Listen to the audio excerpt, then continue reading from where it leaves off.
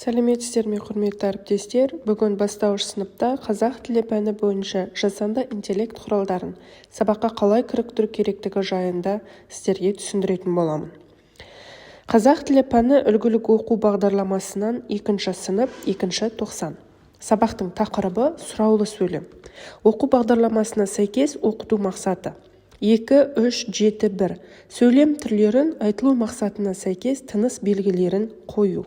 Оқу мақсаты сөйлем түрлерін анықтайды. Тапсырма: оқушылар 3 топқа бөлінеді. Әр топқа бір сөйлемнен береді. Хабарлы сөйлемді сұраулы сөйлемге айналдырады. Кез келген браузерге Gemini'ді теріп ашамыз. Осы жерде бізге берілген дайын промпт бар. Осы промптты Gemini'ге енгіземіз.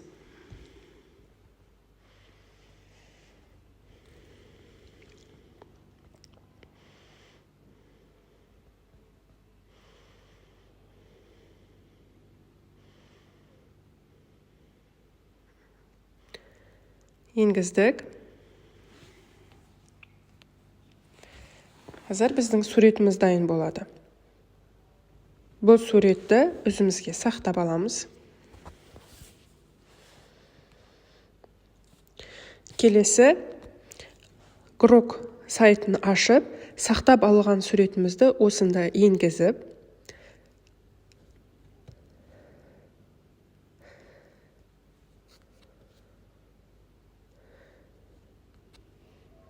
өзімізге қажетті хабарлы сөйлемді сұраулы сөйлемге айналдырып жазамыз.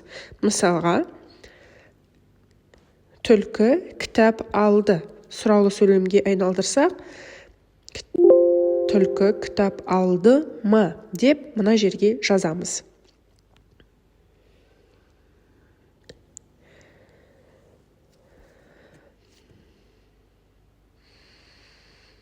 Әрі қарай біздің суретіміз дайындалады. Нәтижесін күтеміз, өзімізге сақтап аламыз. Рахмет.